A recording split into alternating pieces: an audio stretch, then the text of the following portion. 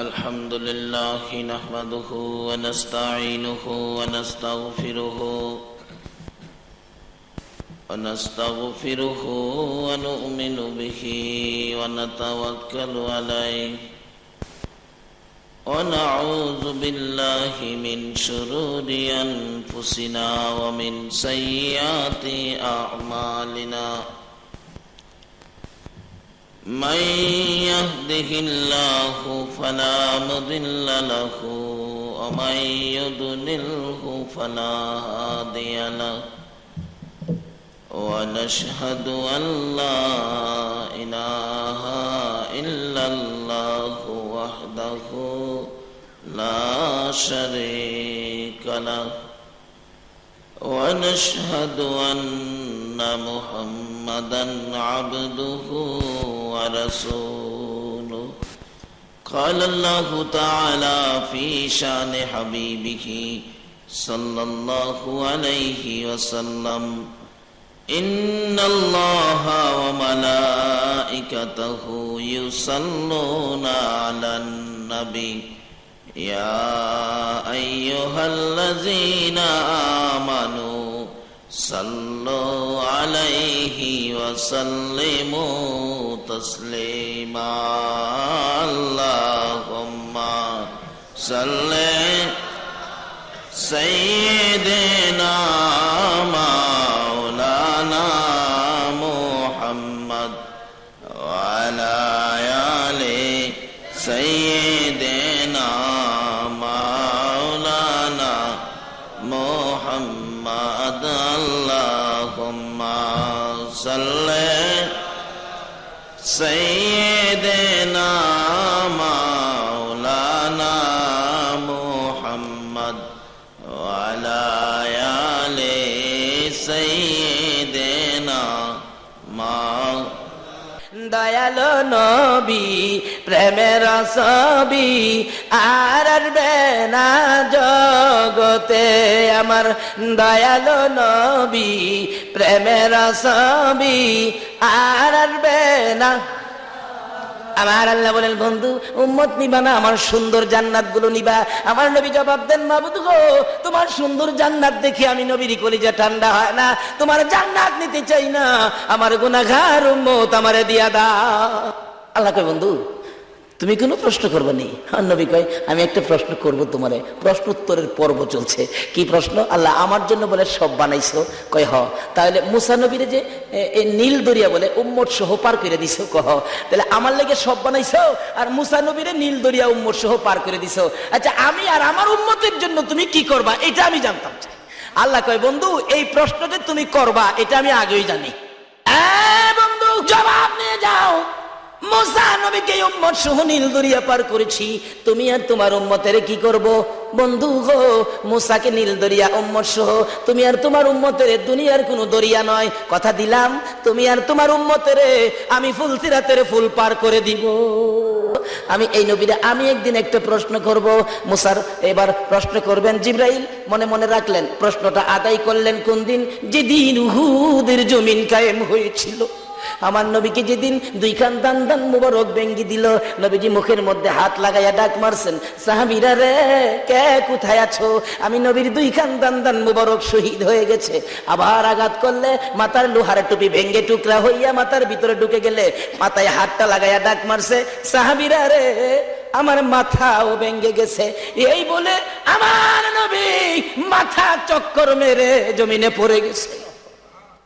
তারপর আমার নবীকে মারতেছে জীবনের শেষ বিদায় করে দেওয়ার জন্য। হযরতে জিবরাইল বলেন, আমি দুইটা হাত বাড়াইয়া কুলে লইয়া টান দিয়া সরাইয়া নিয়ে আসলাম।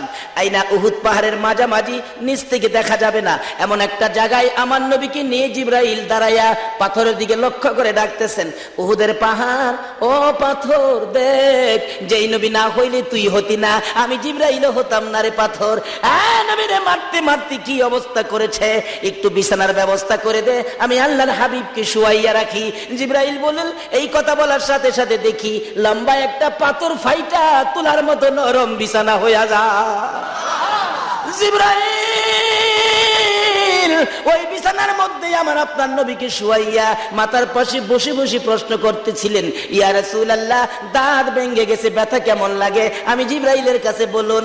মাথা ভেঙে গেছে, ব্যথা কেমন লাগে? আমি জিবরাইলের কাছে বলুন। আমার নবী চুট্টু চুট্টু সুরে বলতেছেন, চোখের পানি ছেড়ে ছেড়ে বলতেছেন, জিবরাইল রে, দাঁত ভাঙ্গা ব্যথা কেমন লাগে জিগাইলি, মাথা ভাঙ্গা ব্যথা কেমন লাগে জিগাইলি, আমার উম্মতের ব্যথা কেমন জিগাইলি না। জিবরাইল, দাঁত ভাঙ্গা মাথা ভাঙ্গা ব্যথার চাইতে আমি নবীর গুনাহগার উম্মতের ব্যথা বেশি। এই নবীরে ডাক দিতেন না, দিতেন না?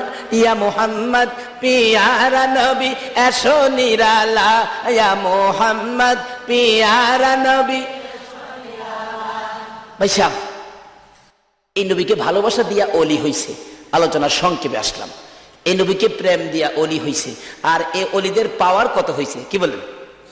ভারতের জমিনে যায় দেখি, খাজা মঈনুদ্দিন চিশতি রহমাতুল্লাহ আলাইহ আইনা সাগরের কিনারে একটা পাহাড় 3-350 ফিট উপরে, এটা খাজা বাবার চিল্লা বলেন। এখানে পাহাড়, পাথরের পাহাড়ের মধ্যে অটোমেটিক কাটা একটা সুরুং, এর মধ্যে নাকি খাজা মঈনুদ্দিন চিশতি রহমাতুল্লাহ আলাইহ বসে বসে আল্লাহকে ডাকতেন, নির্জনে বসে থাকতেন। একদিন তার একান্ত ভক্ত মুরিদ খাজা কুতুবউদ্দিন বখতিয়ার কাকিকে বললেন, কুতুবউদ্দিন, এই লোটাটা দিয়ে আমার জন্য আইনা সাগরতে 1 লোটা পানি নিয়ে আসো। উনি বলেন, হুজুর পানি দিবনি? তুমি যাও না। নিচে নামছে, নামলে পাহারা ছিল নদীর মধ্যে, বড় বড় নেতাদের পক্ষ থেকে পাহারা, যে মঈনুদ্দিন মুসলমানকে পানি দেওয়া যাবে না। লোটা নিয়ে যাইতেছে আর বলতেছে, আমার হুজুর পাঠাইছে 1 লোটা পানি দিবা, আমার হুজুরের পানি দরকার। কই পানি দেওয়া যাবে না। আরে বাবা, এত বড় সাগরের পানি, আমার 1 লোটা পানি দিলে কি হবে? দেওয়া যাবে না। ডাহে, হুজুর এরা তো পানি দিতে চায় না। খাজা মঈনুদ্দিন বলেন, আর একটু আগে তুমি যাও, আরেকটু যাও, আরেকটু যাও, আরেকটু যাও। হুজুর আর যাইতে দেয় না, এই যে দেখেন তারাইছে, আমার মারবো তারা, আর যাইতে দেয় না, একবারে ধরে রেখেছে, যাই দিব না। খাজা মঈনুদ্দিন উপর থেকে ডাকে, এ পানি, আরে কুতুবউদ্দিনকে যখন যাইতে দেয় না, তোমরা আইসা বললেই তো হয়। আল্লাহর ওলিরা এই পাওয়ার পাইছে কিনা কোন তো? আরে বিশ্বকাপের খেলোয়াড় তো মিয়া, ডাক দিতে দেরি, আইনা সাগরের পানি লোডার ভিতরে আসতে দেরি হলো না। এমনকি মাটির কুয়ার পানি পর্যন্ত শুকাইছে, এমনকি টিউবওয়েলে চাপ দিলে নিচের পানি পর্যন্ত শুকাইছে। দুনিয়াতে দেখেন না, কোর্ট কাছারির মধ্যে এক জাতের ব্যক্তি আছে, তারা আইন বই পড়ছে, সাবজেক্ট পড়ছে। কোর্টের মধ্যে যারা আইন বই নিয়ে কথাবার্তা বলতে পারে তাদেরকে আমরা কি বলি? উকিল। উকিল, আইন বিশেষজ্ঞ। এরা পড়ছে দুনিয়ার সাবজেক্ট, আর আল্লাহর ওলিরা পড়েছে ওই উপরে নিচের সাবজেক্ট। জোরে জোরে কোন সুবহান। ওই সাবজেক্ট পড়লে মিয়া কি হয় দেখেন না, সাবজেক্ট পড়ছে আল্লাহর ওলিরা আর সাবজেক্ট পড়েছে উকিলরা। এক আল্লাহর ওলিরা দুনিয়াতে ওকালতি করে না, তারা ওকালতি করবে আল্লাহর কোর্টে।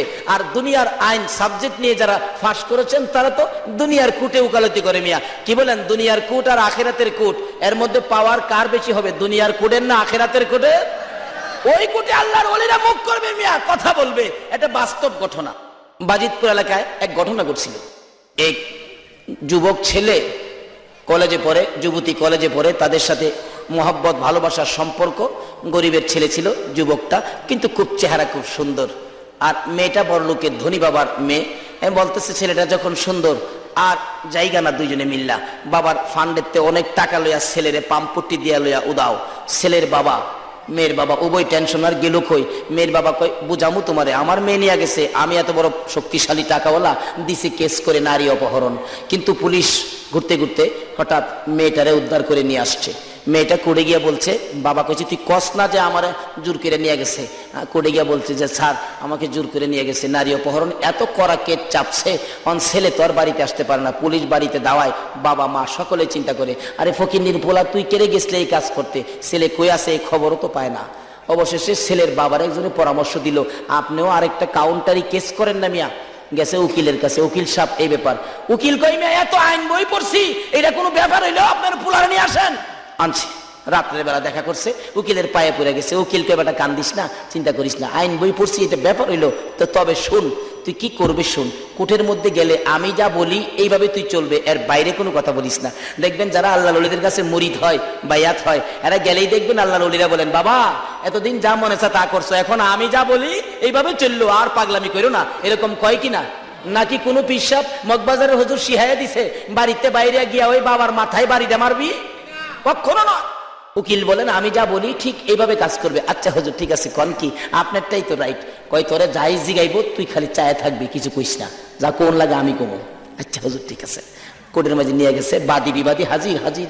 মেয়ের পক্ষের উকিল বলেন ম্যাজিস্ট্রেট সাহেব, এই যদি হয় আমাদের দেশের যুবকদের কাণ্ড কারখানা, আপনারও তো মেয়ে ছেলে আছে স্যার, এইভাবে যদি জোর করে ঘর থেকে মেয়েদেরকে ধরে নিয়ে যায় সমাজ কিভাবে চলবে, বিচারটা কি হইতে পারে?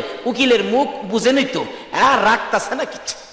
অবশেষে ম্যাজিস্ট্রেট বলেন উকিল সাহেব আপনি থামেন, আমি দুইটা প্রশ্ন করি। এই যুবক, তুমি এই মেয়েটাকে যখন জোর করে ঘর থেকে ধরে নিয়ে যাও তখন রাত্র কয়টা বাজে? তার উকিলের পরামর্শ কি ছিল? তোরে যাই জিগাইব চুপ করে থাকবি, রাও করবে না, চুপ, কথা বলিস না, চুপ চাইছে। ম্যাজিস্ট্রেটের দিকে চাইছে, আরে রাত্রে তখন কয়টা বাজে? আরে কি ব্যাপার, কোনো কথা কয় না। আচ্ছা তখন তোমার সাথে কতজন লোক ছিল? উকিলের পরামর্শ, কথা কইস না। আরে বাবা এই কি দুইটা প্রশ্ন করলাম। আচ্ছা তখন কি তোমার কেউ দেখছে? কথা কয় না। ম্যাজিস্ট্রেট কয় ছেলে পক্ষের উকিলকে, উকিল সাহেব কি মক্কেল নিয়ে আসলেন? 24 বছর চাকরির বয়স, এই মক্কেল তোর পাইলাম না। তিনটা প্রশ্ন করলাম, একটা কথার জবাবও দিল না। উকিল কয় ওই যে পয়েন্ট, আইন বই পড়ছে তো, আইনের ফাঁক। মাননীয় ম্যাজিস্ট্রেট সাহেব অনুমতি দিলে আমি কথা বলবো। হ্যাঁ বলেন। এই ছেলেটা এত সুন্দর কথা বলতে পারতো স্যার, রেডিওর মতো টপ টপ করে কথা বলতো, কিন্তু যেদিন রাত্রে মেয়েটাকে জোর করে ঘরতে বাহির করে, এই যে মেয়েটা একটা চিল্লানি মারছিন, চিল্লা নিয়ে তার কানের পর্দাটা ফাইটা গেছে স্যার। এখন সে কানে আর শুনে না, কে কি বলে মনে আক্ষেপ নিয়ে তাকায় থাকে, কেন শুনতে পারে না, বুঝতে পারে না, এই জন্য তাকায় থাকে, আর কিছুই জানে না সে। মেয়েটা কয় স্যার পুরোই তো খারাপ, আল্লাহর কসম করে কয় আমি কোনো চিল্লানি দিছি না স্যার। তার পক্ষের উকিলে কয় স্যার চিল্লানি যখন দিছে না তাইলে জোর করে দিছে না। ম্যাজিস্ট্রেট কয় কাজী সাহেবরে ডাক দেন, ইমাম সাহেবরে আইতে কর।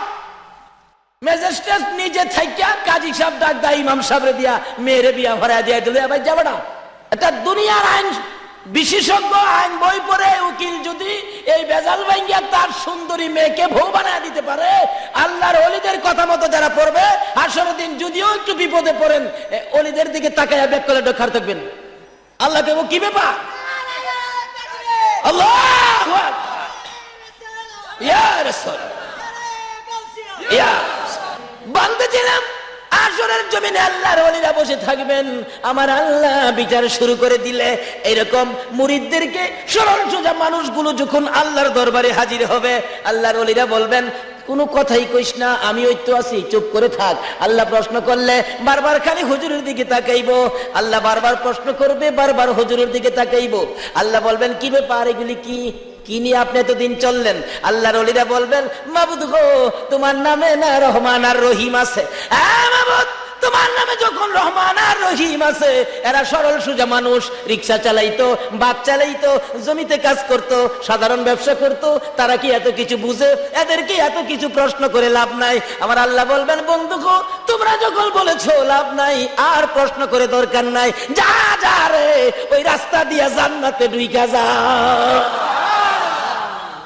একটা উকিল যদি এরকম একটা বিপদগামী মক্কেলকে কি বলেন এইভাবে উদ্ধার করে তার বিবি দিতে পারে, আল্লাহ বলবেন হ্যাঁ আমি দুনিয়ার বিবি নয়, তাদেরকে বলো এক একজনকে ওই ডাইন দিকের রুমের থেকে 70 জন করে হুর নিয়া।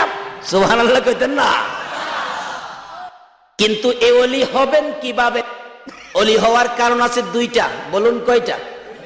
কোরআন শরীফে বলছে সবসময় আল্লাহকে নিকটে রাখতে হবে। আল্লাহকে, আরো জোরে কোন, আল্লাহকে, আল্লাহ বলছেন ওয়াইজা সাআলাকা ইবাদি আন্নী ফাইন্নী করিব। আল্লাহ কয় বন্ধু গো আমার মহব্বতের বান্দারা কি আমারে তালাশ করে? আপনি বলে দেন না আমি তো নিকটে, একদম নিকটে। আল্লাহর ওলিরা আল্লাহরে কোথায় রাখে কোন তো? নিকটে, ডাইকে নিকটে রাখে, এরপরে দাবি দাওয়া করে নিজের জন্য, মুরিদদের জন্য, ভক্তবৃন্দ মহব্বতীদের জন্য। যাই হোক বলতেছিলাম এভাবে নিকটে রাখতে পারলে, আর যদি এই কাণ্ড কারখানা গঠানো যায় তাহলে কি হবে? আল্লাহ বলবেন আমি জান্নাতি হুর দিব, সুন্দর সুন্দর হুর দিব। এই জন্য নিকটে রাখতে যায় অলি হবেন। কিভাবে হবেন? রাস্তা এক নম্বরে অলি হবে আল্লাহকে নিকটে রাখা মহব্বত করতে হবে নবীকে। বলুন মহব্বত করতে হবে কাকে? গাউসে পাকের জমিনের একটা ঘটনা আলাপ করি।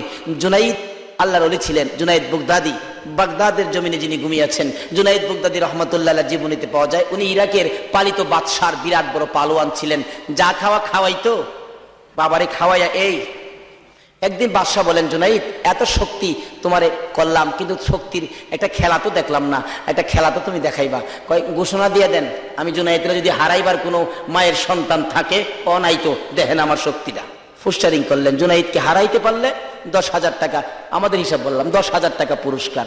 এই অবস্থা দেখে আমার নবীর একজন আওলাদ গরিবী অবস্থায় দিন কাটে, বাচ্চা কাচ্চা নিয়ে 3 দিন পর্যন্ত চুলায় আগুন জ্বলে না। বাচ্চারা বাবার সামনে কাঁদে, কিন্তু বাবা খানা দিতে পারে না। অবশেষে বাহির হয়ে গেলেন রোজগারের তালাশে। যাইয়া দেখে একটা পোস্টারিং করা, জুনাইদ পালোয়ানকে হারাইতে পারলে 10,000 টাকা পুরস্কার। ওই আর যা করছে খোদা, জুনাইদের লগে লইরা মইরা হয়ে যামুগা, কারণ পোলার মুখে বাচ্চার মুখে খানা দিতে পারি না, এই জীবন রেখে লাভ নাই। গিয়া বলছে, বাদশাহ তোমার জুনাইদ কোথায়? আমি তো জুনাইদের সাথে লড়বো। বেটাকে লড়বো কয় ওখানে কাঁপতাছে। বাদশা কয় পেটে বুঝি ভাত নাই, মাথা বুঝি ঠিক নাই, জুনাইদের সাথে লড়বা? জুনাইদের নাম শুনলেই কত মানুষ হার্ট ফিল করে। জুনাইদকে জীবনে দেখছো? কয় না দেখি নাই। কয় দেখা যাও বাংলা রুমে যাইয়া। কই তোমার জুনাইদ? যায় দেখে বাংলা রুমে। বাবা রে বাবা, আপনি জুনাইদ? হ্যাঁ আমি তোমার সাথে লড়বো। 3 দিন খাউন নাই, বেটা কাইতে জায়গা। বেটা বলে জুনাইদের সাথে লড়বো। জুনাইদ কয় বেটা পেটে ভাত নাই, 50 টাকা লইয়া বাড়িতে যাও, যাও আমার সাথে লইরা জীবন দিও না। কয় জীবন আমি দিব না তুমি দিব? তুমি কেমনে জানো? আইনতে তো লেখালেখি হয়েছে, লড়বে। রবিবার দিন মাঠে হাজার হাজার মানুষ, ফাইনাল খেলা হইব। কি খেলা হইব? মাঠে এভাবে হাজার হাজার মানুষ। জুনাইদ নামছেন, কুস্তি লড়বে। আর আওলাদে রাসূল সাল্লাল্লাহু আলাইহি সাল্লাম মাঠে নামতেছে, কুস্তি লড়বে। মানুষ দেখে আরে এটা কি দেখবো রে, হাতির সাথে মশা, এটা আঙ্গুলে কোথা দিলেই তো শেষ। কাছাকাছি আসলে লেফারি ডাক দিয়ে আনলেন, বাবা আপনি তো হাঁটতেই পারেন না, আপনি কি লড়বেন? জুনাইদের আঙ্গুলের গুতা সই পারবেন? বেটা দমক মারছে, এই লেফারি আইনত কথা বলেন, মরলে তো আমি মরবো, আপনার কি? নিয়ম অনুযায়ী খেলার বাঁশি বাজান। বাঁশি বাজাইবার আগে আওলাদ রাসূল জুনাইদের দিকে লক্ষ্য করে ডাক দিলেন, এরে জুনাইদ আয়, এদিকে আয়, 2টা কথা বলার সুযোগ দিবি? হ্যাঁ বলেন। কানের কাছে মুখটা লাগাইয়া বলেন, জুনাইদ রে আমাকে চিননি?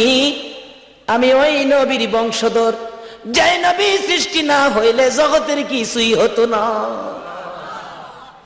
জুনাইদ আজকে 3 দিন পার হয়ে যায়, আমি নবীর আওলাদের চুলায় আগুন জ্বলে না।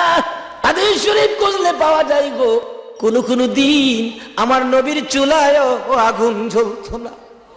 শুধু নবীজি নয়, নবীর কলিজার টুকরা ফাতেমার চুলায় আগুন জ্বলতো না, তবু তারা আমার আল্লাহকে ভুলে না।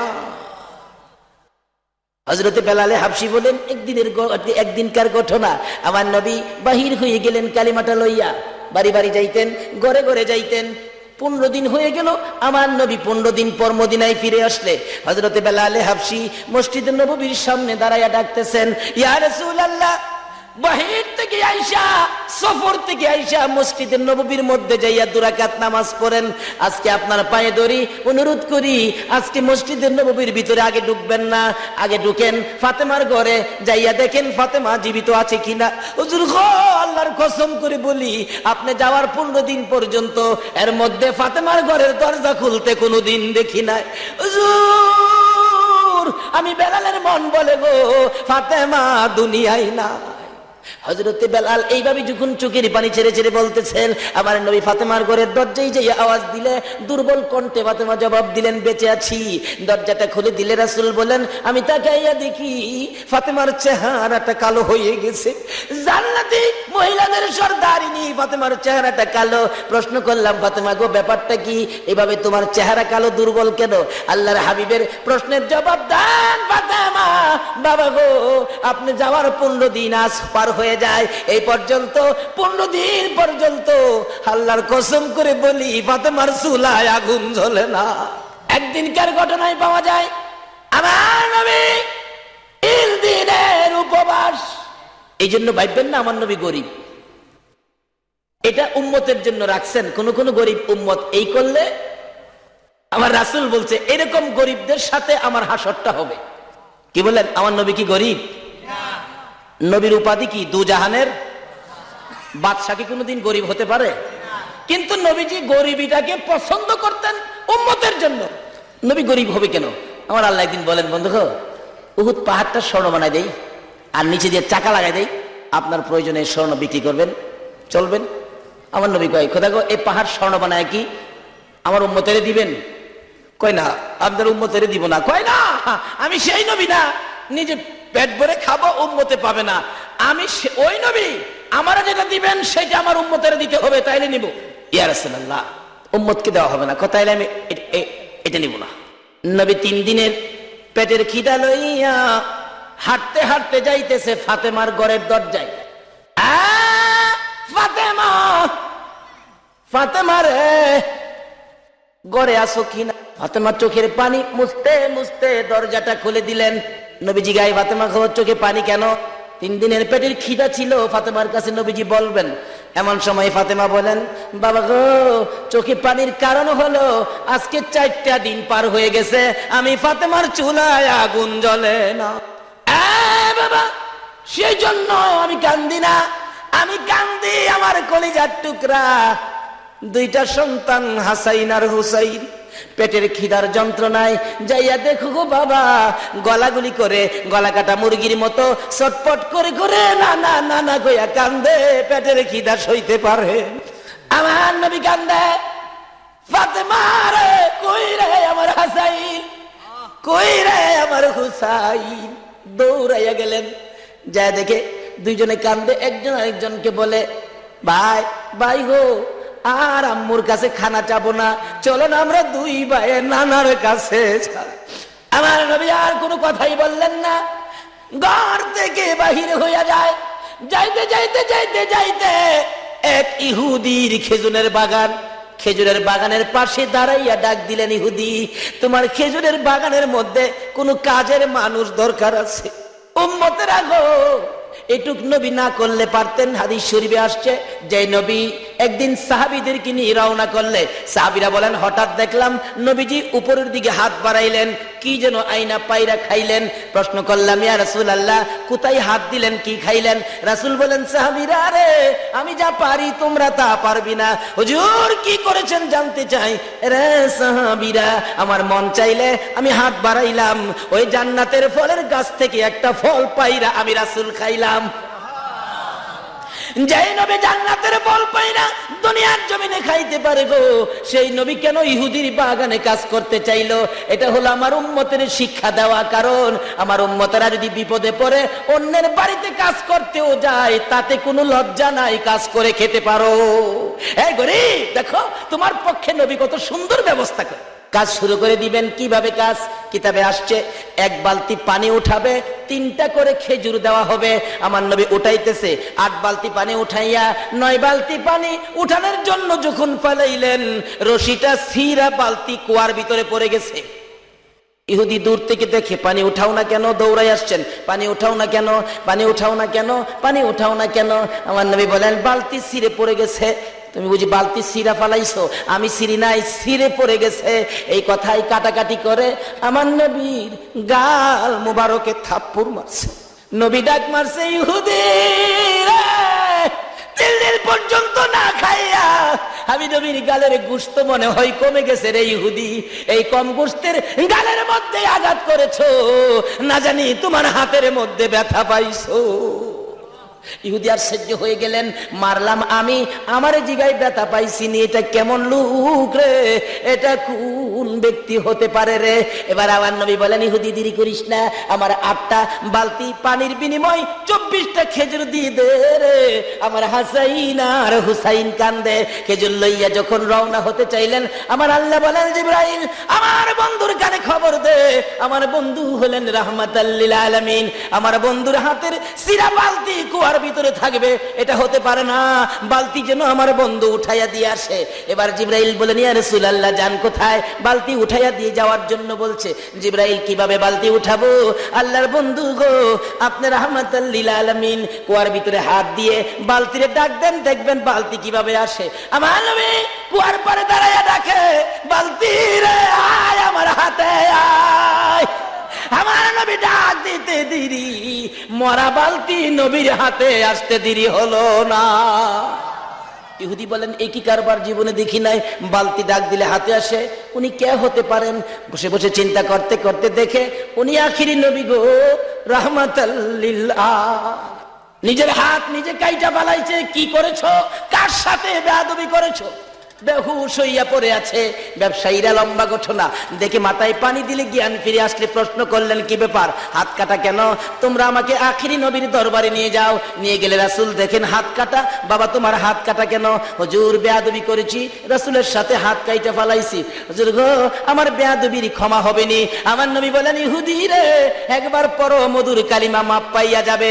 ইহুদি বলেন সুযোগ যখন পাইলাম হাতটা ভালো করে লই। হুজুর কালিমা পড়বো, শর্ত হলো আমার হাত যদি বালা করে দিতে পারেন। বলুন আমার নবী পারবে কিনা বলুন? নাকি আমার নবী কিছু জানে না? আমার আল্লাহ বলেন বন্ধু লাগাও, ভর্তি করো তোমার প্রেমের হসপিটালে। আমার নবী ডাকে ইহুদি রে আয় আমার পাশে আয়। পাশে আইসা যখন দাঁড়াইলেন নবীর প্রেমের হসপিটালে ভর্তি করে কাটা হাত হাতের মধ্যে লাগাইয়া ব্যান্ডেজ করে দিলেন। বিসমিল্লাহির রহমানির রহিম। ইহুদি বলেন হাত লাগালে সাথে সাথে জোড়া লাইগা যায়, তাই না টুই না দেখি আগের চাইতে বেশি শক্ত হইয়া গেছে। জোরে কোন সুবহান। বলতেছিলাম এইভাবে আওলাদে রাসূল জুনাইদের পাশে দাঁড়াইয়া বলতেছেন জুনাইদ রে আমার বাচ্চাগুলো 3 দিন পর্যন্ত না খাইয়া ঘুমায় না, চেহারা কালো হয়ে গেছে, বাবা হইয়া করতেছি, কোন রুজি রোজগারের ব্যবস্থা পাই না। জুনাইদ পারবেনি আজকে মানুষের সামনে নতি স্বীকার করে আওলাদে রাসূলের মুখে হাসি ফুটাইতে, আমার রাসূল খুশি হইয়া যাইব। জুনাইদের কানে কানে যখন নবীর ভালোবাসা আওলাদে রাসূলের ভালোবাসার গানটা যখন শুনাইলো, জুনাইদ মাটির দিকে মাথা দিয়া চিন্তা করে কি করা যায়। এমন সময় জুনাইদ বলেন আমি শুনি মাটির কোণা দাঁড়াইয়া দাঁড়াইয়া আবার রাসূল যেন ডাকতেছে, জুনাইদ পারবি নি আমার আওলাদের মুখে হাসি ফুটাইতে? বিরাইস না রে, আমি রাসূলের কলিজায় আঘাত দিস না। জুনাইদ বলেন কণ্ঠ আমার কানে লাগতেছে। চিন্তা করলাম কি করা যায়। নিজের আমিত্ব, নিজের বাহাদুরি, নিজের বরত্ব মাটির সাথে মিশাইয়া নবীর প্রেম আর ভালোবাসার বাজারে বিক্রি করে দিয়ে আওলাদে রাসূলের সাথে কুস্তি শুরু হয়ে যায়। জুনাইদ কুস্তি লড়বে, বাঁশি যখন ফু দিলেন লেফারি, এবার জুনাইদের গায়ে যখন আওলাদে রাসূল আঙ্গুলটা লাগাইলো, চিত হইয়া জমিনে পড়ে গেছে, উঠতে পারে না। লেফারি বলেন কি হলো? লোকেরা বলেন কি খেলা হলো? আল্লাহ বলেন এটাই হবে ফাইনাল খেলা। উঠো, উঠছে। আবার আঙ্গুল ইশারা করলে জমিনে পড়ে গেলে বুকের উপর চইরা বসছে, হয় না। আবার লাগাইলে 3 বার পড়ে গেলে এবার পরাজয় বরণ করেছে জুনাইদ। লোকেরা বলেন বাদশার দরবারে যাও না, এই বাদশা তোমাকে খানা খোরাক দিবে না, বেতন দিবে না। জুনাইদ চোখের পানি ছেড়ে ছেড়ে মাটির দিকে তাকাইয়া নিজ বাড়িতে রওনা হয়। আর উপস্থিত জনগণকে বলতেছেন সম্মানিত দর্শক মন্ডলী, যেই খেলা দেখার জন্য আসছো আজকের খেলার মতো কোন দিন আর খেলা হয় নাই। যাই বলো না বলো বাদশার দরবারে আর যাইতে পারবা না। জুনাইদ বলেন জনগণ গো আমি এই বাদশার দরবারে আর যাইতে চাই না, আমি দুজাহানের বাদশার দরবারে রওনা হয়েছি। এই ভালোবাসার কারণে পালোয়ান জুনাইদ এশারের নামাজ পড়ে যখন বিছানায় শুইলেন, জুনাইদ বলেন আমি ঘুমাইতে না ঘুমাইতে দেখি দয়ার নবী মায়ার নবী আমি জুনাইদের ঘরে হাজির হইয়া গেছে। মাথায় হাত বুলাইয়া ডাকতেছে জুনাইদ রে আমি নবীর ভালোবাসায় নিজের আমিত্ব বিলীন করে দিয়েছো, নিজের বাহাদুরি বিলীন করে দিয়ে আমার নবী আমি নবী আওলাদের মুখে হাসি ফুটাইয়া পুরস্কারের ব্যবস্থা করে দিয়েছো। সেই জন্য আমি নবী তুমি জুনাইদকে পুরস্কার দেওয়ার জন্য আসছি। নবী নিজের হাতে জুনাইদের মাথায় পাগড়ি পরাইয়া বলে দিলেন জুনাইদ রে আজ তুই পালোয়ান জুনাইদ নয়, আজ থেকে তুই হলে তাজুল আউলিয়া, আউলিয়াদের মাথার তাজ জুনাইদ। জুরে জুরে কন্যা সুবহানাল্লাহ। একদিনের নবীর ভালোবাসায় জুনাইদ ওলি হইয়া যায়। এই নবীর ভালোবাসা ব্যতীত আল্লাহর ওলি হওয়া যায় না। শুধু এই নয়, নবীর ভালোবাসায় আরো কত কি পাওয়া যায়। হাদিস শরীফ খুলে দেখুন, হাদিস শরীফে আসছে হযরত আব্দুল্লাহ বিন খুযাইফা নামে নবীর এক আদরের চাবি ছিলেন।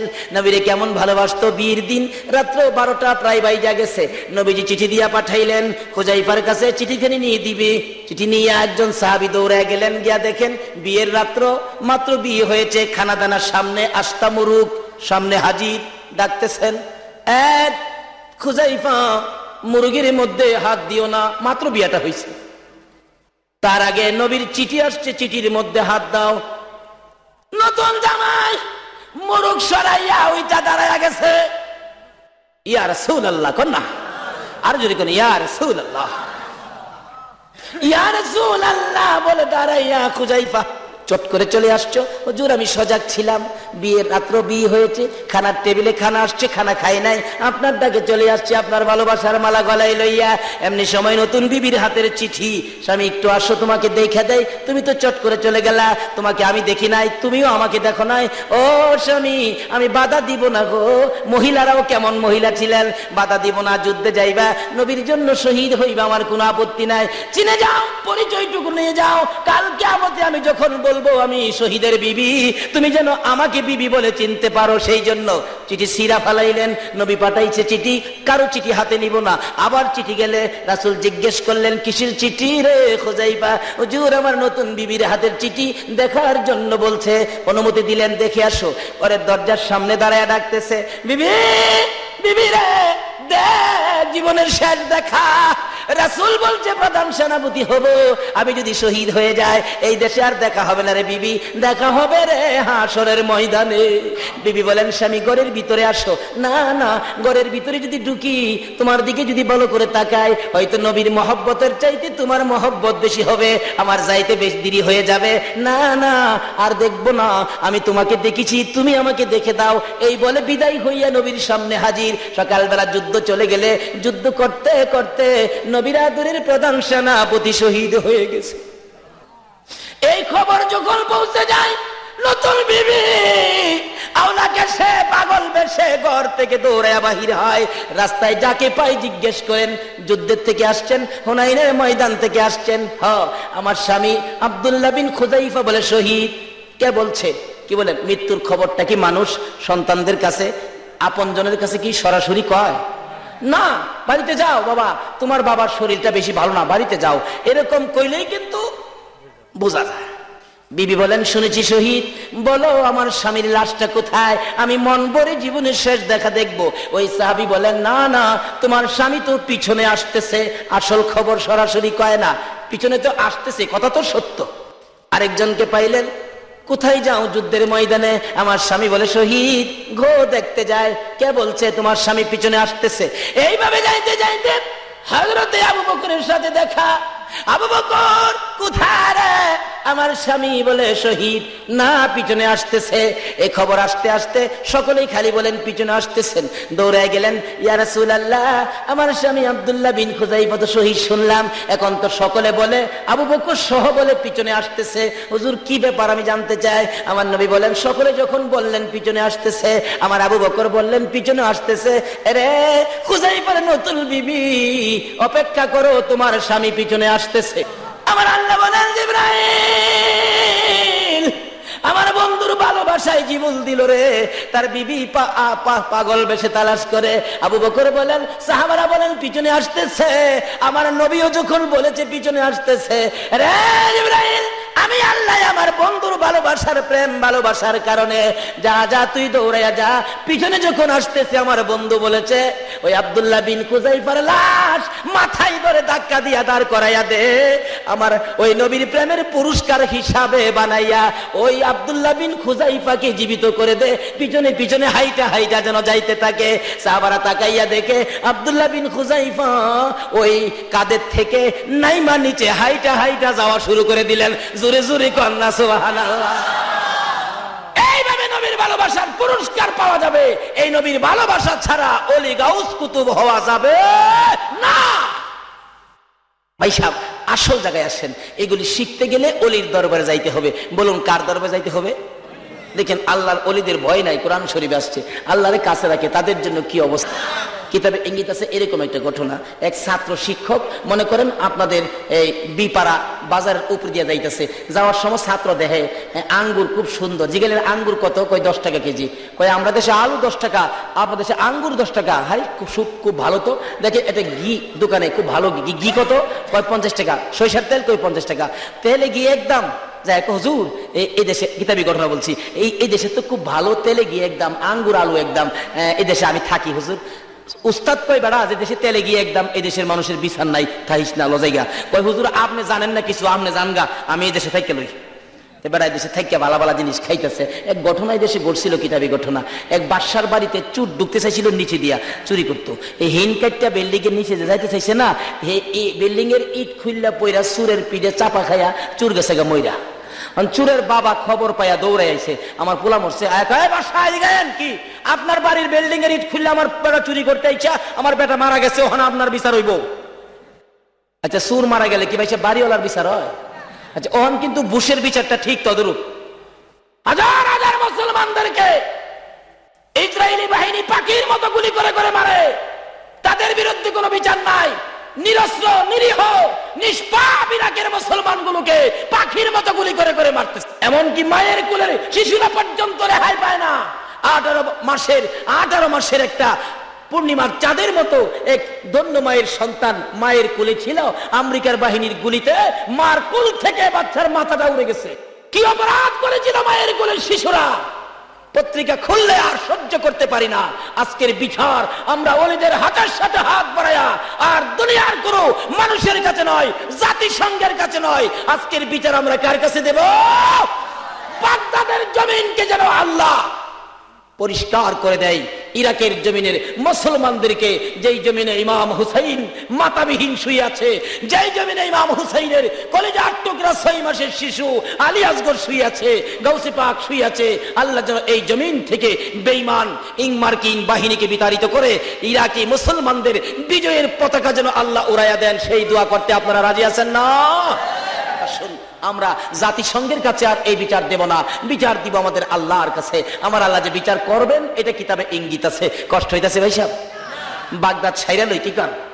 বাদশা কইতাছে বাবা হ্যাঁ ঠিকই তো, চুর মারা গেছে তো কামটা খারাপ হয়েছে।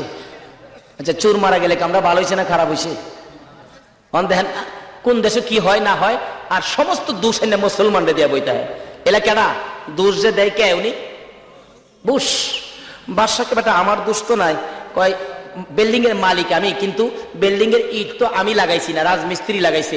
এই রাজমিস্ত্রি কিভাবে লাগাইলো এই জন্য ইট খুললা মরছে, তাইলে দোষ রাজমিস্ত্রি রয়েছে। হ্যাঁ এটা কেন রাজমিস্ত্রি আইসে? চাচা কেন ডাকছেন? তুই যে বেটা ইট লাগাইছ, ইট খুললা চুর মারা গেছে, তোর ফাঁসি হইব, বিচার কর ফাঁসি। রাজমিস্ত্রি ইট লাগাইলে শুনছেন কোথাও মিস্ত্রির ফাঁসি হইতে? মিস্ত্রি চাচা কন কি? কইছে তোর ফাঁসি। রাজমিস্ত্রি আসলে চালাক, কিতাবি ঘটনা বলছি। রাজমিস্ত্রি কয় চাচা ফাঁসি আমার তো হবে না, তার কারণ হলো ইট তো আমি লাগাইলাম, কথা ঠিক, ইটের লাগানির দোষে তো পড়ে নাই। আমার যে যুগালি ছিল হেল্পার, হ্যাঁ যে সিমেন্টের বালি যে মিশাইছে, মনে হয় এখানে পানি হ্যাঁ বেশি মারছে, এই দোষে ইট পড়ছে, তাইলে দোষ আমার হবে কেন? দোষ হলে যুগালি রইব। বাদশা করাই যাও তুমি খালাস। এই আক্কেল আলীরে খবর দেয়। যুগালি আইছে দৌড়ে, চাচা খবর দিচ্ছেন আরো কোনো কাজ কাম আছে নাকি? এইদিকে বেটা তুই যে সিমেন্ট বালি মিশাইতে পানি বেশি মারছস, ইট খুললে চুর মারা গেছে, তোর ফাঁসি দাহ্য হয়ে গেছে। চাচা কোন কি কাহা? চালাক মিস্ত্রি যুগালি তো কিছু চালাক হই, দেখা যায় উপায় নাই ফাঁসি হইবই। ওখান দেখেন না যার উপর যে দাহ্য করে বুশ, এটাই রাইট। কি অপরাধ করেছিল ইরাকের মুসলমানগুলো? কি অপরাধ করেছিল? প্রেসিডেন্ট সাদ্দামের 2টা কলিজার টুকরা সন্তান এবং আদরের নাতি আজকে বাবা হইয়া কিভাবে সহ্য করে? এরপরও পত্রিকায় দেখেছি সাদ্দাম বলেছে আমার 2টা পুত্র কেন, আল্লাহ যদি আমাকে 100 পুত্র দিত, আজকে ইরাকের মাটি পবিত্র ভূমি মুক্তি করার জন্য 100 ছেলেই আমি দিয়ে দিতাম আল্লাহর রাস্তা। এবার বলতেছেন চাচা আমার তো দোষ নাই, আমি বালি আর সিমেন্ট মিশানোর সময় আপনার বাড়ির কর্মচারী একটা হাতিলিয়া বাইরেছিল, আগেকার জমিদারদের হাতি আসিল না, এই হাতিলিয়া বাইরেছিল, এই হাতির দিকে আমি তাকাইছিলাম, মনে হয় এই সময় একটু পানি বেশি পেয়েছে। তো দোষ হইলে তো আপনার হাতিওয়ালা, হ্যাঁ বাইরেল কেন? আমার দোষ নাই। বাসা করাই তুই খালাস যা। কিতাবি ঘটনা বলছে এইসব, এই ঘটনা যে ঘটবে আগে ইঙ্গিত করা হয়েছে। ডাক দে আইসে চারাগালি, জি তুই কি করলি? কি তুই হাতি দিয়ে বেরিয়েছিস, পানি বেশি মারছে, ইট খুলে চুর মারা গেছে, তোর ফাঁসি। চাচা আমার দেখা চাচা আসলে আপনি বিচার ঠিক, কিন্তু দুষ্টা আমার না। কেন? কয় হাতিলে তো প্রত্যেক দিন বাহির হই, কিন্তু এরকম তো আর হইছে না। কিন্তু এদিন কারণটা কি জানেন? কয় না, কারণটা হলো হাতির গলায় যেটা গঙ্গুর দিছিলেন, এই গঙ্গুরটা যে কামারে বানাইছে, হ্যাঁ এটার মধ্যে আওয়াজ বেশি দিছে। এই আওয়াজ শূন্য কিন্তু যোগালি বেড়া চাইছে, এই জন্য পানি বেশি মেরা, সিমেন্ট বালু মিক্স হয় নাই, ইট খুললা মারা গেছে। বাদশা করে আইট তুই খালাস, খবর দে ওই হাতিওয়ালারে, ওই কামার রে, গঙ্গুর যে বানাইছে। কামার বেড়া তো ভাই সারাদিন আগুনের কাছে থেকে লোহা পিটাইতে পিটাইতে শরীর একবারে কঙ্কাল হয়ে গেছে। কেন মিয়া কি বেড়া জিগায় দাওয়া নেবেন? কয় বেড়া রাখ, আমার কাছে তো দাও বানালেই মানুষ, এই নাকি খন্তি বানাইবেন না কোরআন? শুন কি বাদশা পাঠাইছে তোমার কাছে, বেচারা আগুন টাগুন ফালাই ওইটা খাবিয়া কাঁপতাছে, দুর্বল মানুষ তো, আলাগ গরিব মানুষ। বাদশা পাঠাইছে আমার কাছে, কপালটা বুঝি আমার ফিরছে। বাদশা কইছে যাইতেন, দৌড়ে বাড়ির ভিতরে গেছে, বিবি বিবি গো আমার ভালো ভালো কাপড় টাপড় গুলো খুইলা দে। বাদশা বলে কই যে আমারে চাইতাম, কপালটা ফিরছে, আর লোহা পিটাইতে হবে না, আগুনের কাছে বসতে হবে না, ভালো ভালো কাপড় টাপড় পইরা বেটা দৌড়ে গেছে। বাদশা আমাকে কেন ডাকছেন? আমি তো আপনার ডাকে হাজির। কয় তুই গঙ্গুট বানাইছিস বেটা, আওয়াজ বেশি দিছস, অহন চুর মারা গেছে তোর ফাঁসি। এমনি তো বেটা মরা, আরো মরে দিতেছে না। বাদশা কি কইলেন? কইছি কি বলেন? পৃথিবীর আইন এখন কি বিশ্বের বিচারটা ঠিক এরকম না? বুশে যে দেখো নির্দোষী মানুষগুলোকে বুশের ইঙ্গিতে গুলি করে করে মারা হচ্ছে। এই বুশ বিলিয়ন, একটা পিঁপড়া বানাইবার ক্ষমতা তোমাদের আছে কিনা? একটা পিঁপড়া মারলেও তোমাকে জবাব দিতে হবে। আর আল্লাহর অতি আদরের একক ইচ্ছায় সৃষ্টি এই মানুষ জাতিকে এইভাবে মারতেছো, আমার আল্লাহ আর সহ্য করবে না। বাগদাদের জমিনকে, পবিত্র ভূমিকে নিশ্চয়ই আমার আল্লাহ পবিত্র করে ছেড়ে দিবেন। সকলে বলুন আমিন। এবার বলতেছেন হ্যাঁ চাচা ফাঁসি দিবেন। আমি কথা বলতে পারি, কোনো কথা নাই, তুই আওয়াজ বেশি দিয়ে গঙ্গুট বানাইছিস কে? ঠিক আছে দেন, কি করব নিয়ে গেছে ফাঁসির কাস্টে, কিতাবি ঘটনা বলছি, নিয়ে ফাঁসির কাস্টে দিবে। ফাঁসির কয়রা জল্লাদ গলাত লাগাইতে চাইতেছে, মানে এত হ্যাংলা ছিল লোকটা, ফাঁসির কয়রা গলাত লাগবে দূরের কথা, মাথার থেকে মাথা দিয়ে বাইরে নিচে পড়ে যা। বেশ কয়েকবার চেষ্টা করলেন, লাগাইতে পারলেন না। অবশেষে জল্লাদ বিরক্ত হইয়া খবর দিলেন, বাদশাহ কি আসামি দিলেন? এটা তো লাগাইতে পারি না। বাদশাহ কো রাইট, ছেড়ে দাও। ছেড়ে দিছে পরে জল্লাদ কইতে, আপনি যে রায় করলেন, রায় তো কার্যকর করতে হবে, অন কারে দিয়া করব? বাদশাহ কই তাইলে দেখো এই মাপের গলা কার আছে দেখো। ঘুরতে ঘুরতে ঘুরতে ঘুরতে ঘুরতে ঘুরতে যাইয়া দেখে ওই যে বিদেশি বলছিল উস্তাদের, হুজুর আপনি জানগা এই দেশে থাকি, উস্তাদ বলছিল এই দেশে কিন্তু বিচার পাইবে না। আপনি কি জানেন মিয়া, জানগা আপনি গিয়া মাপ দিয়া দেখে দেখেন না, আমরা দেশের বিদেশ থেকে যে আইয়ে দেখেন না মাশাআল্লাহ ফল ফলাদি খাইয়া, আর এই কিসিমের খাইছে তো, মাপ দিয়া দেখে একেবারে সুতাই সুতাই লাগছে। নাম কি? আমি তো বিদেশি। বিদেশি? বাদশার কাছে জমা দিয়ে পাইছি এমুক জায়গায় আছে একজন বিদেশি। সকালবেলা পুলিশ পাঠাইছে, দইরা আনছে। হ্যাঁ, বাদশার সামনে দাঁড়াইছে। হ্যাঁ, বাদশা কয় তুমি কি বিদেশি? হ্যাঁ। এই ঠিকানা? বলে হ্যাঁ। আসো। বাদশা আমাকে কি বেকার ভাতা দিবেন? কয় বেটা চুর মারা গেছে, অন্তর ফাঁসি হবে। চিন্তা করেন, চুর মারা গেছে, কার ফাঁসি? এবার মাপ দিয়া দেখে লাগে। বাদশাকে বেটা তোমার ঘাড় মোড়া দেখিয়া তোমার ফাঁসি, কারণ এই মাপের গলা আর পাই না, ফাঁসির কাছে লাগাইবার লাগিয়া। কই আমার কি দোষ? কি কয় দোষ এটাই তোমার ঘাড় মোড়া। আচ্ছা অন কি বুশের বিচারগুলি ঠিক এরকম না? যে দেশে তেল আছে এই দেশে আক্রমণ করো। বিচার শুরু হলো। কি বিচার? মোটা বেটারে লইছে, গলা মোটা, খেলা আছে না, লাগাইছে। জল্লাদ কয় ওজো বাদশা আলমদার লাগে। সময় কতটা? সময় 12টা 1 মিনিট। মাইপা দেখছে ঠিক আছে, মানুষ খারাইছে ফাঁসির কাষ্ট, ছেলেটা কাঁদতেছে, বিদেশি মানুষ, বিদেশি বিদেশি। হায় রে হুজুর কইছিন রে এদেশে থাইস না, হন বুঝলাম হুজুর কইছিন যে আল্লাহ ওদেরা তো কইছিন এটা এটা মান্য না, এর হোক এটা অনেকে ঢুকছেন ভাই সাহেব, এর লাগি তো গলাত ফাঁসি। হুজুর যে কইছি ওখানে হুজুরের দাম হয়েছে, আগে হিসাবের দাম নাই। কান্দে। বাদশাকে কি আমার হুজুরের কাছ থেকে একটু দেখা করে আসি, হুজুরের কাছে দেখা করে আসি। যা অনুমতি দিলাম। গিয়া হুজুরের পাওয়া দিয়ে কান্দা, হুজুর অদিনে আপনার চিনছি, হুজুর হুজুর কিছে আমার তো ফাঁসি রায় হয়ে গেছে। কবেটা আগে তো কইছিলাম আমার কথা হইনা চল। হুজুর পাওয়া ধরি আপনি, আপনার কথা হইনা চল। আচ্ছা অন কি লাভ হইব? হুজুর কয় আচ্ছা ঠিক আছে চল চল আজাই আমি যাবো। রাস্তা গিয়া কই হুজুর আমার কি পাইব? কারণ আমি থাকতে তোর চিন্তা কি, চিন্তা করিস না, আজাই। রাস্তা দিয়া কই তোরে যখন ফাঁসি দিতে চাইবো আমি তোর ধাক্কা মেরে ফেলাই দিয়া আমার গলাটা বাড়াই দিব, আর আমারে দিতে চাইলে তুই আমার ধাক্কা মেরে ফেলাই তোর গলাটা বাড়াই দিবে। হুজুর তারপরে কি কি ভাইটা আমি বুঝলাম না, তুই রাহরিস না, তোর কিছু কোন লাগতো না। আমাদের সাথে কথা আছে না, উস্তাদের মায়ের জানি কোন সময় বাইশাখ শেষ মুহূর্ত। এবার কয় চল যাইতেছে, একটু গিয়ে হুজুর কি হইব আমাকে পাইব কি কবার, আমি তো চিন্তা করছি উস্তাদের মায়ের যাই কয় বাদশা এরা ফাঁসি দেয় দিচ্ছেন, তাড়াতাড়ি ফাঁসি দেন। কই কি রে আয়া কই বাঁচাইবো আর তাড়াতাড়ি দিত, কই তাড়াতাড়ি দেন। লাগাইতেছে সে পরে গিয়া উস্তাদ গিয়া ধাক্কা মারে, হ্যাঁ না না হ্যাঁ হ্যাঁ আমার ছাত্র আমার তুই আমার হুজুরে দিবেন। বাদশা কই এদিকে আয়, দুজন এদিকে আয়। এই ফাঁসির রশির মধ্যে লাগে মরবার লাগে দুয়ারা পাগল মানুষ বাঁচতে চায়, আপিল করে আবদার করে, আর তোরা দুয়ারা হওয়ানে মারতে চাস, ব্যাপারটা কি? এই মুরব্বী মিয়া এদিকে কি ব্যাপার? মুরব্বী কইতাছে, উস্তাদ কইতাছে, হুজুর পিসা হুজুর কইতাছে বাদশা আসল কথাটা কই শুনবে না কি? আজকে রাতে স্বপ্নে দেখছি এই ফাঁসির রশিটা যার গলাত লাগিয়া মরবো হ্যাঁ হগলের আগে বেহেশত যাইব। কিতাবি ঘটনা বলছি। এই জন্য ভাবলাম হ্যাঁ ছাত্র পোলাপান মানুষ, হ্যাঁ এখন যাইতে কি লাগিয়া, হ্যাঁ আরো কিছুদিন দুনিয়া খায়া যায় আক না, আমি বুড়া হয়েছি আমি আগে যাই। বাদশা কর তাই নাকি? তাই না হইলে কইছি আজকে কি আমার সামনে আমার রাজ্য থেকে তোমরা আগে বেহেশত যাইতা? এই দুয়ারে বের কর, জানায় দাও সারা দেশে বাদশা আনুষ্ঠানিক ভাবে আজকে বেহেশত যাইব, এই রশি আমার গলায় দে। অপেক্ষায় থাকুন। এই নিরপরাধ মুসলমানদেরকে নির্দেশ দিয়ে যারা পাখির মতো গুলি করে করে মারাইছে, এই বুট বিলিয়ারের আর বেশি দিন বাকি নয়। বিচারের ধার্য, বিচারের রায় হয়ে গেছে, একদিন বেশি দিন আর বাকি নয়। সমস্ত পৃথিবীর মানুষ মিলে রায় করবে বুট বিলিয়ারের গলায় ফাঁসি। এই বিচারটুকু দেখার দরখাস্ত আল্লাহর দরবারে করতে রাজি আছেন কিনা? আজকে আমরা এই দরখাস্ত করব। এই পবিত্র ভূমি, মক্কার পরেই তো মদিনা, মদিনার পরেই তো বাগদাদ। আজকে এই বাগদাদের ইজ্জত আল্লাহ যেন রক্ষা করেন।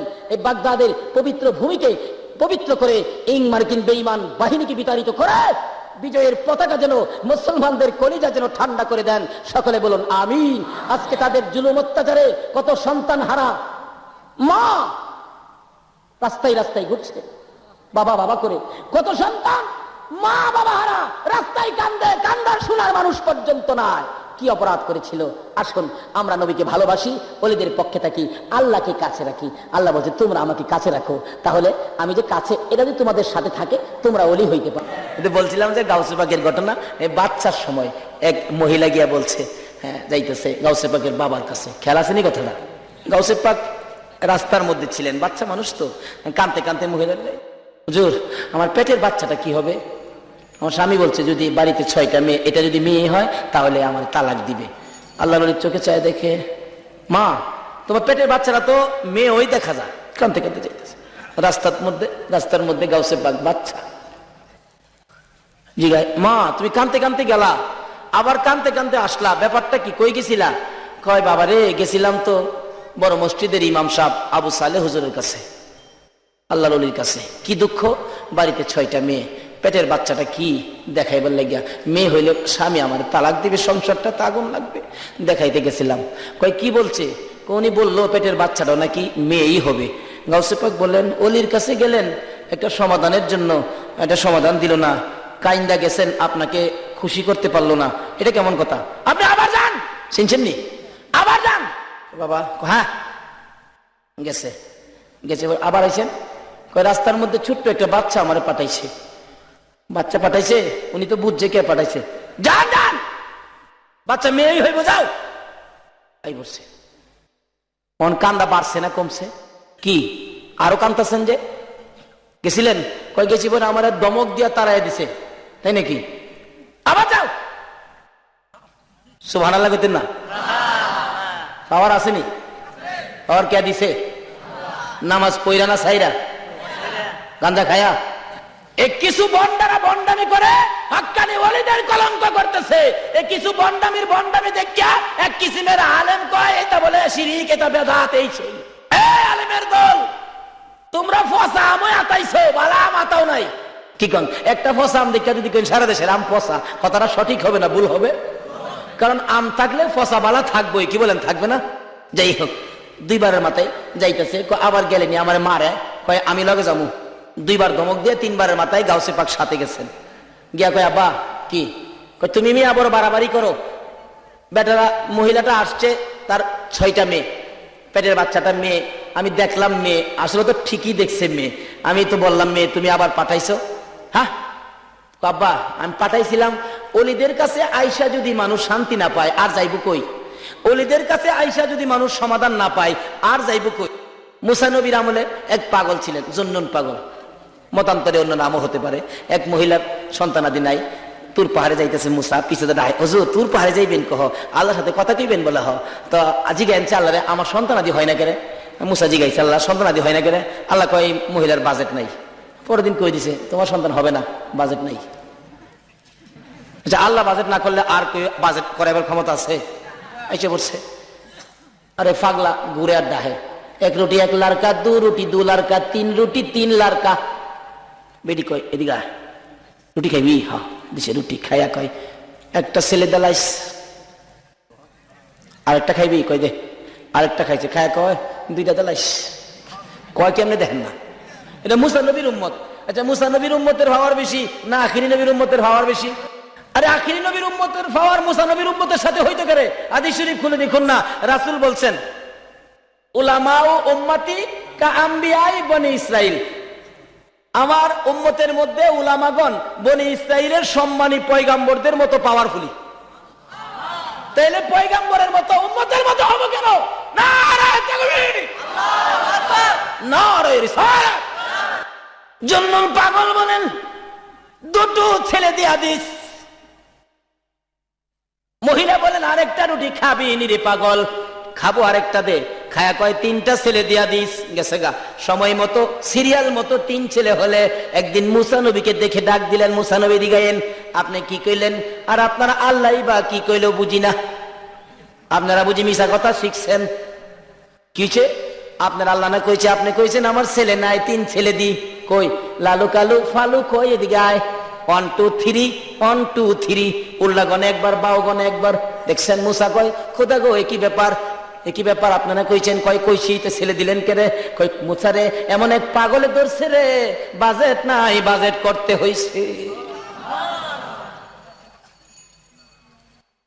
আরে আগের খেলার প্লেয়ার যদি এত বড় বাজেট করাইতে পারে তাহলে বিশ্বকাপের খেলোয়াড়ের বাজেট কত বড় হবে?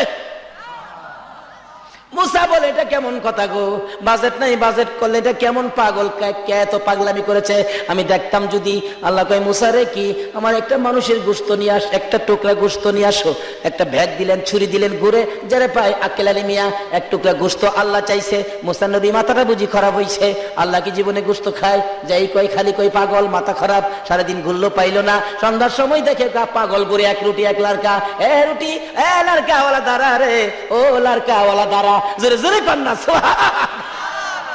লারকাওয়ালা দাঁড়া।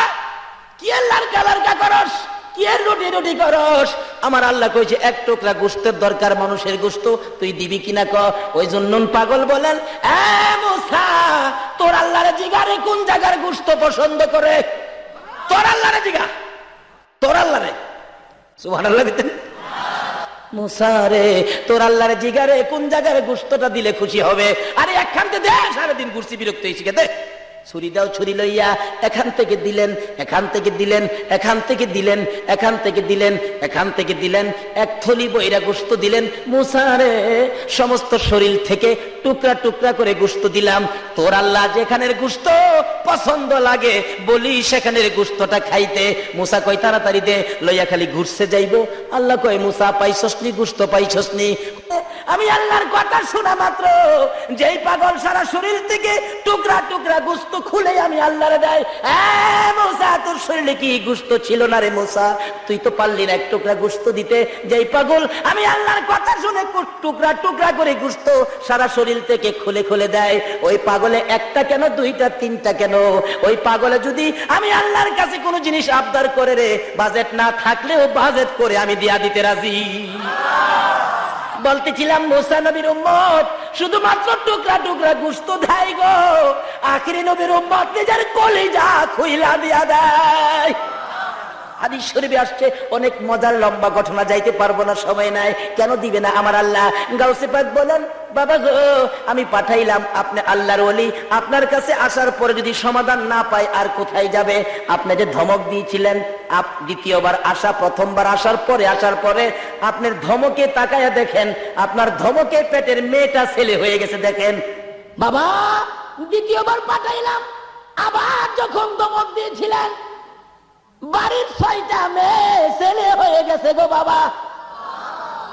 বাবা আবার যদি ধমক দেন সমস্ত পৃথিবীর মহিলাগুলো ছেলে হইয়া যাইব। ইনি হলেন বড় পীর গাউসুল আজম, বাগদাদের জমিনে যিনি ঘুমিয়েছে। এ বেঈমান আমেরিকার বাহিনী, আর বেশি দিন থাকতে পারবে। ভাই সাহেব, আসল জায়গায় আসেন। এগুলি শিখতে গেলে অলির দরবারে যাইতে হবে। বলুন কার দরবারে যাইতে হবে? দেখেন আল্লাহর অলিদের ভয় নাই, কোরআন শরীফ আসছে। আল্লাহরে কাছে রাখে, তাদের জন্য কি অবস্থা। একবার একটা ঘটনা হয়েছিল। কি ঘটনা? এই জুনাইদ বুগদাদি রহমতুল্লাহ আলাইহি যখন পালোয়ান ছিলেন, তার সাথে তার বন্ধু ছিলেন। বন্ধুরা ছিল খ্রিস্টান। আমাদের মধ্যে হিন্দুদের সাথে মুসলমানদের বন্ধুত্ব আছে না, এরকম বন্ধু ছিল খ্রিস্টান। সবসময় জুনাইদের কাছে থাকতেন। জুনাইদ অলি হওয়ার পরেও জুনাইদের কাছে আসতেন। একদিন বললেন, জুনাইদ বাবা, আমি তো আপনার কাছে আসতে পারবো না আগামীকালকে। কেন? আগামীকালকে আমাদের 1800 খ্রিস্টানের পীর পাদ্রী আসবেন। তাই নাকি? কয় যে তোমাদের পাদ্রী কি বলে, আমাকে নিয়ে যাইবা, আমি শুনবো। ঠিক আছে, চলেন না, চলেন। এবার 1800 খ্রিস্টান নিচে বসছে, পাদ্রী পিসাবকে উপরে বসাইছে, মাইক দিলেন, ওয়াজ করবেন। জুনাইদও কিন্তু নিচে বসছে। আল্লাহ কয়, আমার আখেরি নবীর উম্মত, আমার নবীর আশিক জুনাইদকে নিচে বসাইয়া, এই পাদ্রী তুই উপরে বৈশা মাতবুরি করবি না, এই মাতবুরির সুযোগ দিব না। এবার পাদ্রীর গেট বাল্ব বন্ধ করে, এনে একটা গেট বাল্ব আছে কিন্তু, দেখে নেন, হাতে দেখেন না, আছে। আল্লাহ কয়, গেট বাল্ব বন্ধ। আমার আখেরি নবীর উম্মত, নবীর আশিক নিচে বসে তুই মাতবুরি করবি? বন্ধ। কথা বলতে পারে না। আধা ঘন্টা পার হয়ে গেল, কথা বলতে খালি ডুব গিলে। সকল খ্রিস্টানরা কয়, হুজুর মারেন না। মানে তাদের ইচ্ছে হলো দেখা দিব জুনাইদ রে। জুনাইদ মাথা নিচে দিয়ে বসে নিচে। অবশেষে পাদ্রী জিগায়, এখানে কি কোনো আখেরি নবীর উম্মত আছে? নবীর আশিক কোনো ব্যক্তি এখানে আছে? ওই জুনাইদের বন্ধু কয়, পাদ্রী সাহেব, আমার বন্ধু জুনাইদ আখেরি নবীর আশিক, মুসলমান, উনি এখানে আছেন। কই জুনাইদ কোথায়? আমি। আপনি নবীর আশিক জুনাইদ? কই এই লেগে আমার গেট বাল বন্ধ, আপনার সামনে কথা বলার সাহস আমরা নাই। জুনাইদ, আচ্ছা এখন আপনার সাথে ওয়াজ চলো, কি ওয়াজ? আচ্ছা আমি 2টা প্রশ্ন করি জুনাইদ, আপনি জবাব দিবেন। কি প্রশ্ন? 1 নম্বরে প্রশ্ন হলো, আচ্ছা আপনারা যে বলেন জান্নাতের মধ্যে একটা ফলের গাছ হবে, এই ফলের গাছটা নাকি সমস্ত জান্নাতের দরজা জানালা দিয়ে ফলের ডাল ভিতরে ঢুকবে। একটা গাছ এত বড়, 10টা পৃথিবীর সমান একটা জান্নাত, এর প্রত্যেকটা ঘরে ঘরে কিভাবে ঢুকবে একটা গাছ? এটা বুঝে আসে না। জুনাইদ কয়, আর কি প্রশ্ন? এই গাছের ফল নাকি সকালে খাইবে যে মজা, বিকালে খাইবে ডবল মজা, ডাইন দিকে চাবাইলে যেই মজা, বাম দিকে নিলে অন্যরকম মজা, জালটক। জুনাইদ কয়, প্রশ্ন করেন না, আর কি? কয় না, 2টার উত্তর দিয়ালন। আপনি জানেন না? কয় জানলে আপনারা জিগাইছি। ও আপনি জানেন না, বিশ্বাবে বেরিয়েছেন। বলতেছিলাম আল্লাহর অলিদের কথা। জুনাইদ বুগদাদি জিগাই, আপনি কি পারেন না? কয় মিয়া পারলে জিগাইছি। তাইলে আমি আপনারা শিখাবো। হ্যাঁ। আপনি শিখবেন? বলে হ্যাঁ। তাইলে আমি শিখাইলে আমি কি হব? শিখাইলে কি হয়? শিক্ষক। আর যিনি শিখবেন ইনি হলো কয় ছাত্র উপরে বসে থাকবো আর শিক্ষক নিচে বসবো। এই শিক্ষা আমি শিক্ষা দেই না। সঙ্গে সঙ্গে পাদ্রী নাইমা নিচে গেছে, জুনাইদের উপরে বসাইছে। আল্লাহ কয় এইবার ঠিক আছে। আরে আকাশ জমিন হইল সৃজন নবীর কারণে, এই আকাশ জমিন হইল সৃজন নবীর কারণে, সেই জমিনে খেলে আল্লাহর অলিগণে। কন্যা সেই জমিনে খেলে আল্লাহর। আল্লাহ কয় নবীর লেগে সব বানাইলাম, নবীর উম্মতি তো খেলবো, ওলি গাউস তো তোমরা খেলবো, তোমরা কি মাতবরি কর্তা? জুনাইদ উপরে বসাইছে, পাদ্রীও নিচে বসে। 1800 মুরিদ খ্রিস্টান কয় মাইরা লাইছে রে, সর্বনাশ করছে। কলঙ্কের গলা হার আমাদের গলায় পড়াইছে। আমরা হুজুরে নামাই দিল। আর রাহনা মিয়া প্রশ্ন করলে তো প্রশ্নের জবাব না দিতে তো আমাদের হুজুরও হিলারে নামাই দিব। আল্লাহ কয় আখিরি নবীর উম্মতের নামাইবার ক্ষমতা পৃথিবীর কারো। তখন প্রশ্ন আসবে, হুজুর বাগদাদের ঘটনা যে এরকম, এটা তো বুঝলাম না। আচ্ছা বাগদাদের আমেরিকার বাহিনীর বিচার এবং বুশ বিলিয়ারের বিচার যে হবে, এটা কিন্তু কিতাবের মধ্যে ইঙ্গিত আছে। কি বলেন? এটা একটু শোনা দরকার আছে কিনা? গাউসে পাকের যে ক্ষমতা আছে বাগদাদের শুয়া শুয়া, এটা বোঝা দরকার আছে কিনা? কন্ত ভাইসাব কিতাবে ইঙ্গিত আছে এই ঘটনাটা কিভাবে, যেমন মনে করেন বাগদাদের জমিনে গাউসে পাক শুয়ে রয়েছে, এত বড় আক্রমণ, কিন্তু এটা কিতাবের মধ্যে পাওয়া গেছে এরকম একটা ঘটনা ঘটবে। তার কারণ হলো মানুষের ইমান হালকা হয়ে গেছে। কেন? মানুষ ইরাকে যুদ্ধের আগে দেখেন পেপারটা খুইলা টিভির খবর রেডিওর খবরে খালি দেখে রাশিয়া কি কইছে, রাশিয়া কইছে আক্রমণ করা যাবে না। ফ্রান্স কি কইছে, হ্যাঁ ফ্রান্সও আমরা লগে, রাশিয়া আমরা লগে, ফ্রান্স আমরা লগে, চীন আমরা লগে। আল্লাহ কই কিরে রাশিয়া ফ্রান্স তোরার লগে এটা কইলি, আরে আমি আল্লাহ তোরার লগে কিনা এটা তো কইলি না। আচ্ছা দেহুম রাশিয়া আর ফ্রান্সে তোরে বাঁচাইতে পারে কিনা। গাউসে পাক বাগদাদে শুয়া কইতাছে আমিও দেখতাম তোরে হে হারানি বাঁচাইতারে। নবীকে মহব্বত করে জুনাইদ বাগদাদি ডাইরেক্ট ওলি হয়ে গেছে।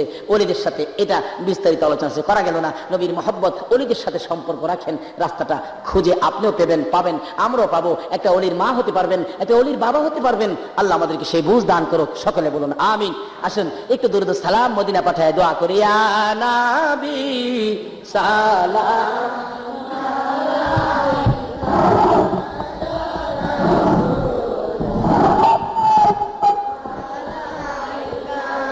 ইয়া হাবিব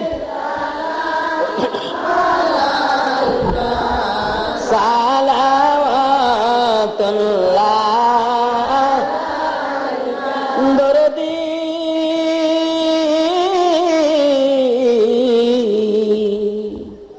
ওগো দয়াল নবীজি মনেরি আশা বেদনা আমরা কি মদিনায় যাব না, কোন পথে হব রওনা আমরা তো সেই পথ চিনি না। বিসালাম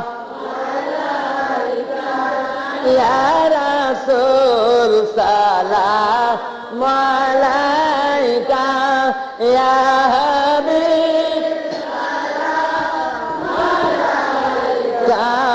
সালাওয়াতুল্লাহ নবীজি ওগো গুনাহগারের বন্ধু মায়ার নবী দয়ার নবী গো, তুমি কেন গো খোদার আরশে গেলা না, কেন গো জান্নাতুল ফিরদাউসে গেলা না, তুমি কেন গো সিদরাতুল মুনতাহায় গেলা না, কেন গো মদিনার মাটিতে শুয়ে কাঁদো। ও মায়ার নবী দয়ার নবী গো, ও মায়ার নবী দয়ার নবী গো, 63 বছর কাঁদছো তুমি উম্মতি উম্মতি বলিয়া, এখনো কান্দিতে আছো মদিনাতে শুইয়া। মদিনা রে ও সুন্দর মদিনা, মদিনার পাহাড় ও পাহাড় রে তুই কত ভাগ্যবান, পাহাড় হইয়া দেখছো আমার দয়াল নবীকে। মদিনার হরিণ ও সোনার হরিণ রে তুই কত ভাগ্যবান, হরিণ হইয়া দেখছো আমার দয়াল নবীকে।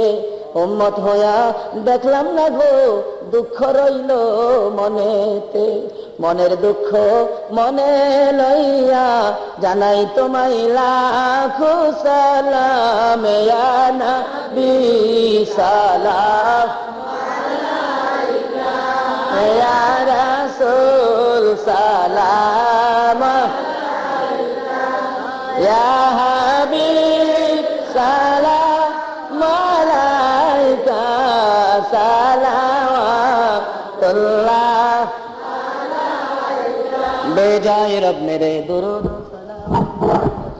नबी अपने मुदम बलगुला बिकमालिकी कशफत दुजा बिजमालिकी असनत जमियो खिसालिकी सल्लो अलैहि वालिकी सल्लिमो या कौम बल सल्लो अला सद्रिल अमीन मुस्तफा मा जा इल्ला रहमतल लिल आलमीन। अशर दुआ कौन अल्लाहुम्मा आमीन ربنا ظلمنا أنفسنا وإن لم تغفر لنا وترحمنا لنكونن من الخاسرين رب ارحمهما كما ربياني صغيرا রব্বুল আলামিন রাত্র শেষ খোদা গো কবে জানি আমাদের হায়াত শেষ হয়ে যায় শাবান চাঁদে জান্নাতের বাগানে বসে জান্নাতি মেহমানদেরকে নিয়ে হাত বাড়াইলাম প্রভু তুমি যার প্রেমে সব বানাইছো ওই নবীর উপর দুরূদ ও সালাম মদিনা পাঠাইলাম আমাদের দুরূদ ও সালাম গুলো পাখির মতো উড়াইয়া উড়াইয়া নবী পাকের রওজায় পৌঁছাইয়া দাও মাবুদ খাস করে এই ওলির দরবারে একটা রাত্র শেষে আমরা যারা হাত বাড়াইছি আল্লাহ দেখো তোমার বান্দারা ভিক্ষুকের মতো বসে রয়েছে দুনিয়ায় যারা ভিক্ষা করে বাসন নিয়ে বসে থাকলে পয়সা পায় টাকা পায় আমরা যে তোমার দরবারের ভিক্ষুক হইয়া হাত বাড়াইলাম তুমি আমরা কি দিবা গো আল্লাহ জানি না কবে জানি এই দুইটা হাত আর বাড়াইতে পারবো না কবে জানি এই দুইটা হাত কাফনের ভিতরে ঢুইকা যায় কবে জানি দোকান বন্ধ হয়ে যায় কবে জানি অফিসে কালো নিশান উড়াইয়া দেয় কবে জানি মাইকে জানাজার খবর শুনাইয়া দেয় কবে জানি কার সন্তানেরা এতিম হইয়া যায় মাবুদ গো এতিমের ঘটনা বলতে গেলে আমার কলিজা মানে না আমার বড় ভাইয়ের 5টা বাচ্চা এতিম গত রমজানের করুণ দৃশ্য কার একটা বাচ্চা ছেলে জানি নতুন জামা পরে হাঁটতেছে আমার 5 বছরের ছোট্ট ভাতিজাটা দেখে জিগায় এই জামা তোমারে কে কিনে দিছে আমার আব্বু আমার ভাতিজাটা কয় তোমার আব্বু আছে চোখের পানি সাইরা দিছে ওই ছেলেটা জিগায় তুমি কাঁদো কেন আমি কাঁদি তোমার আব্বু কত সুন্দর জামা কিনে দিছে বাইরে আমার আব্বু না আমার মা বলেছে আমরা বলে এতিম হয়ে গেছি কান্দি ঈদে নতুন জামা কে কিনা দিব তার মা কান্দার আওয়াজ শুনে দৌড়ে আসছে বাবা কেন কান্দো মাগো এত নতুন সুন্দর জামা দেখছো নি তার আব্বু বলে কিনা দিছে আমরা যে আব্বু নাই জামাই আমরা কে কিনা দিব মা গো আমার আব্বুর কবরের পাশে নিয়ে যাও না আমি আমার আব্বুরে বলবো আমার জামা কিনা দিয়া যাও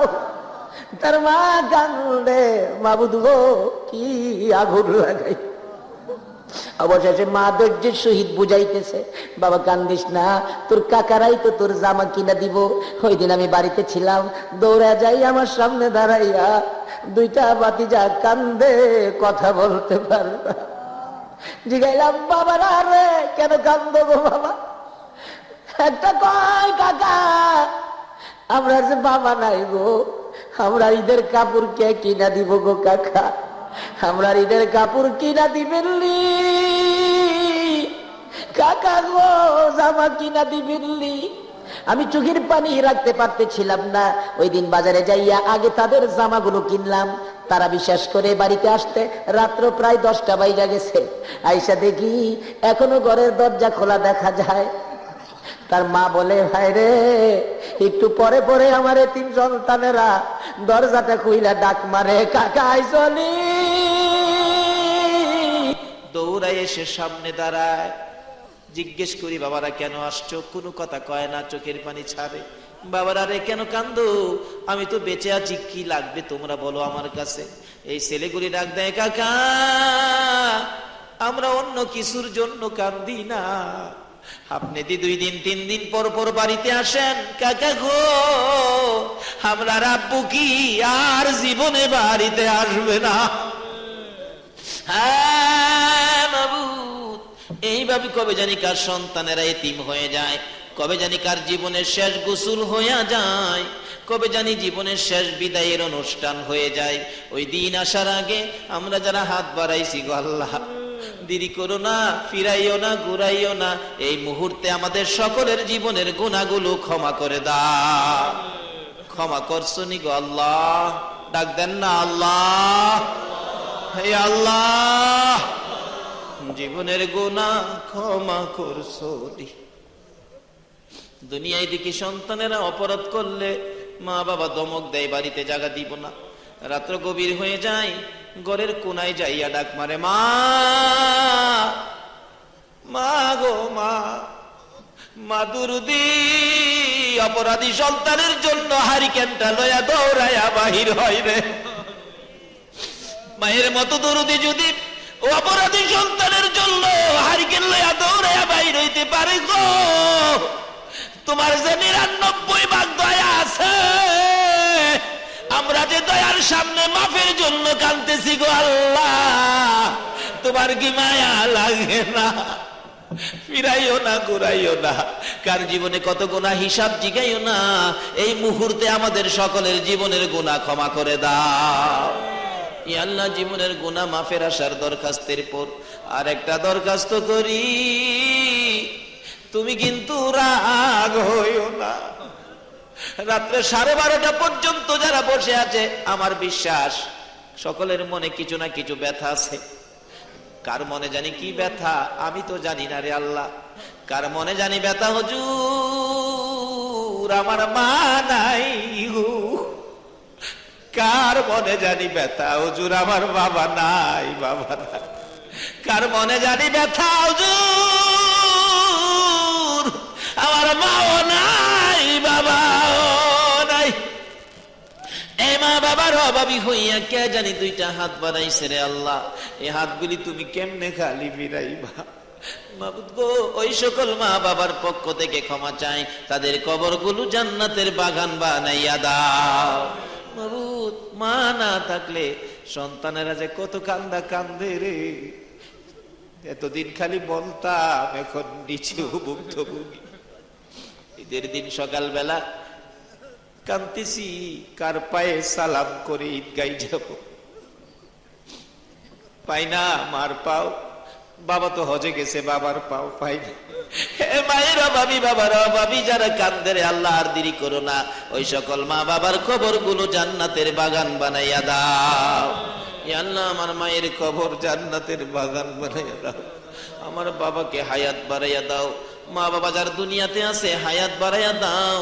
মা বাবা কেমন জিনিস বুঝার তৌফিক ছেলে মেয়েদেরকে দান করে দাও গো আল্লাহ।